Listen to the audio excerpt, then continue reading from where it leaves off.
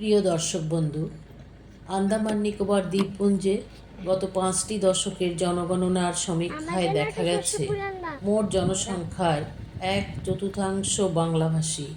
এ দ্বীপরাজ্যে বহু ভাষাভাষী লোকের বসবাস হলেও বাঙালিরা নিশ্চিন্তভাবেই সংখ্যাগরিষ্ঠ।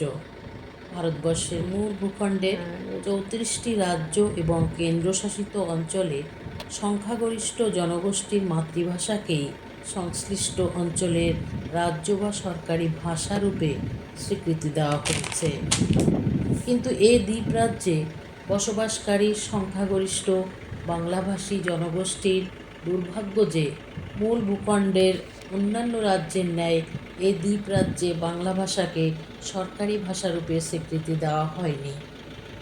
বাংলা বাঙালির মাতৃভাষা। মাতৃভাষা ছাড়া প্রকৃত শিক্ষা সম্ভব নয়। বিশ্বকবি রবীন্দ্রনাথ ঠাকুর মাতৃভাষাকে মাতৃদুগ্ধের সাথে তুলনা করেছেন। মা এবং মাতৃভাষার মাধ্যমেই প্রতিটি মানব শিশু বিশ্ব প্রকৃতিকে চিনতে শেখে। তাই আমাদের মাতৃভাষা বাংলাকে অসম্মান করা উচিত নয় বা অবহেলা করতে দেওয়াও উচিত নয়।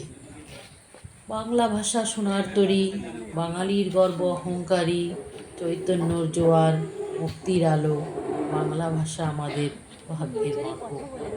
এই বাংলা ভাষা, বাঙালি ও বাংলা সংস্কৃতি নিয়ে আমাদের পরিষদ, বাংলা সংস্কৃতি পরিষদ, আগামী ভবিষ্যতে বাঙালি বাংলা ভাষা এবং বাঙালির সংস্কার সম্পর্কে জাগরুকতা দ্বীপের প্রতিটি প্রান্তের জনগণ যাতে বুঝতে পারে, টিকিয়ে রাখতে পারে, সম্মান করতে পারে, তারই প্রচেষ্টায় এই বাংলা পরিষদ।